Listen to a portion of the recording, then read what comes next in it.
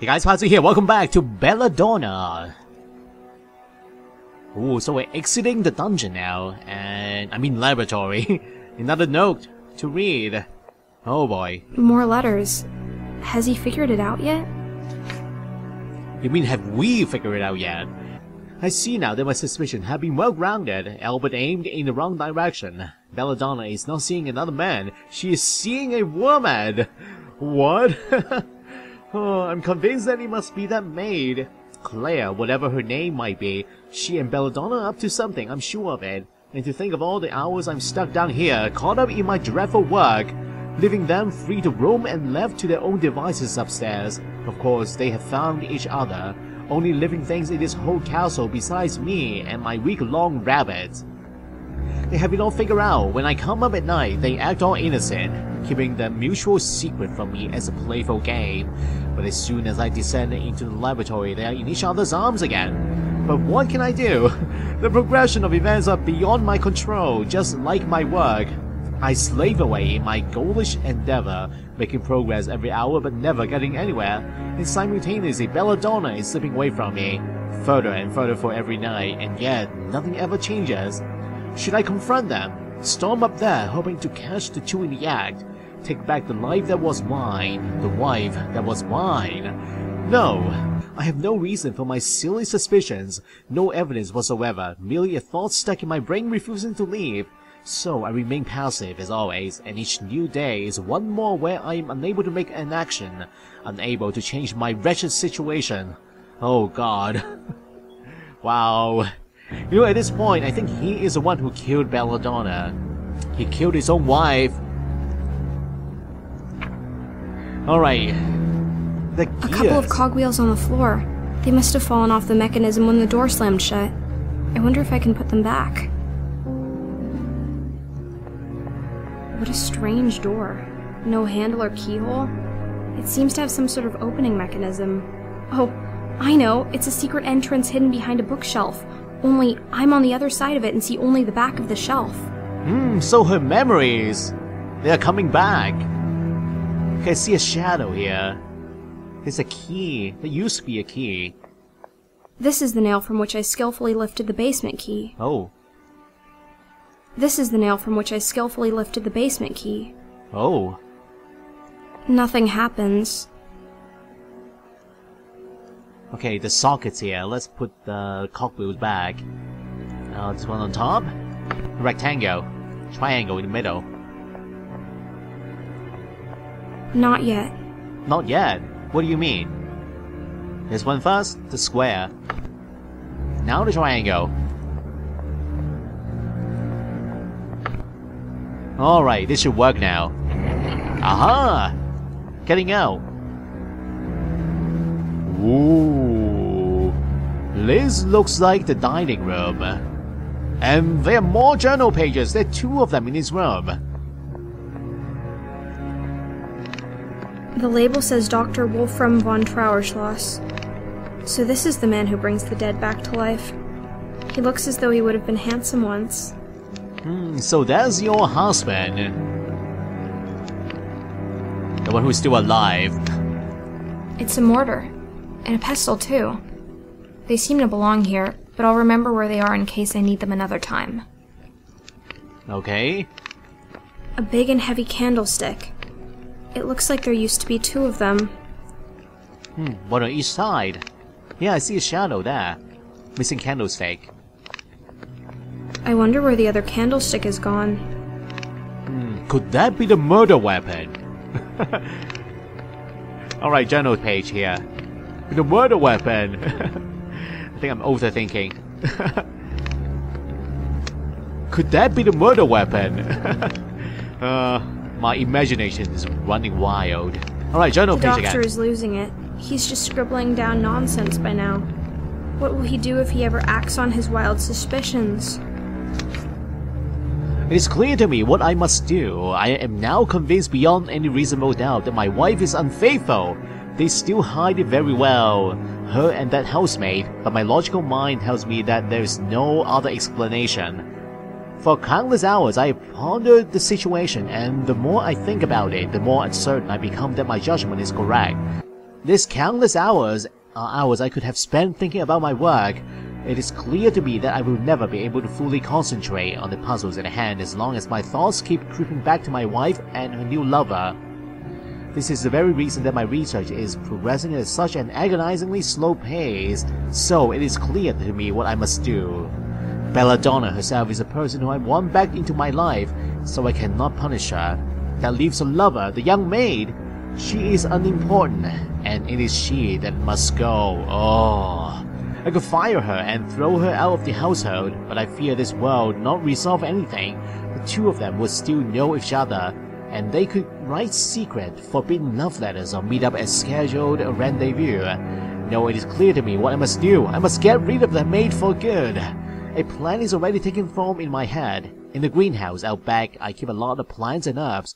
One of the specimens I have is called Deadly Nightshade, an interesting plant with many medical uses, but its renown comes from the fact that its extract is lethal already at small doses.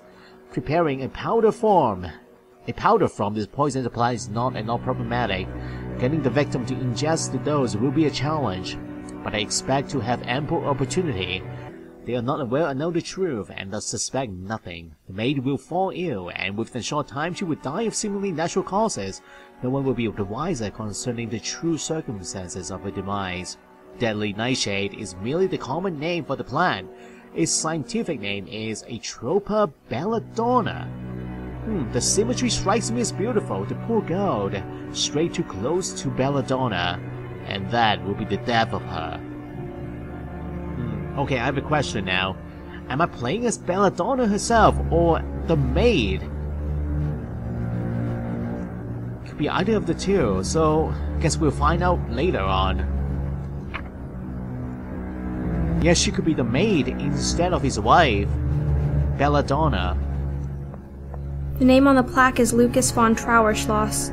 This must be the ashes of Wolfram's son. Huh. So the baby... the dead baby. It's warm. I haven't realized until now just how cold my body is. Yeah, it should be freezing cold. You're not alive. You are dead. Alright, another note over here, another journal page. This story is so sad. I don't even know if I want to read this one. My wife took the wayward maid's death harder than I had expected, further confirming my suspicions that they were indeed having a secretive love affair. She is passionate and irrational, raging all day and crying all night. Where a few months ago the cold shroud of silence lay over our house, now there is a wailing streaks of bedlam. One should think that she would be used to dealing with the grief of lost loved ones by now. However, in all sincerity, I don't believe she was ever as affected by the death of our only son as I was. I also suspect that she might have guessed I had something to do with her lover's demise. If she wouldn't talk to me before, now she yells and bounces at my every movement. I hardly leave my laboratory these days. I even have a small bed down here, where I sleep the few hours when I'm not working. All the while she prowls around upstairs like a hungry tiger and attacks me over futile nitpicks as soon as I poke my head out. What happened to the love we shared when we married? We were going to live together in her inherited castle. We were going to have children together. Now all I get is abuse and a cold bed in the basement. All I want is for things to go back to the way they were before all this. Alright. Let's continue on. Whoa! Whose body is this?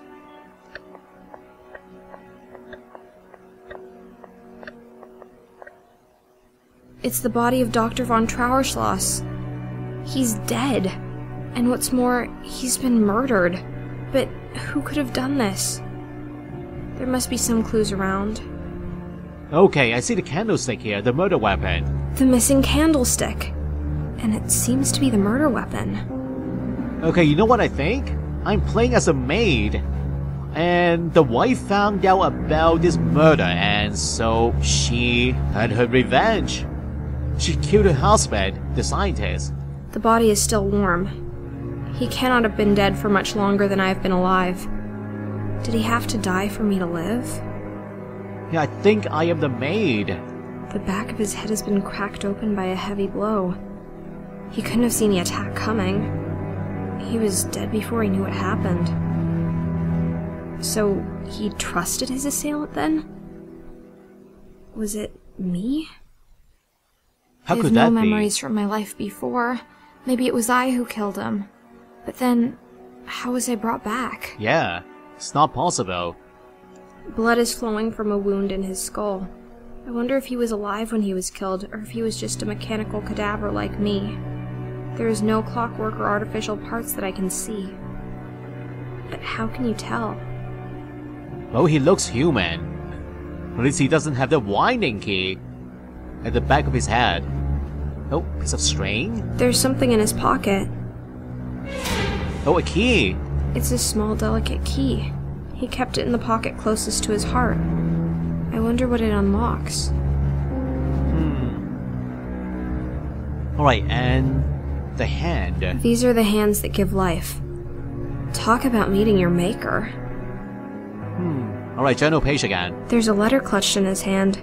His final words are a clue left by the killer. As we'll find out.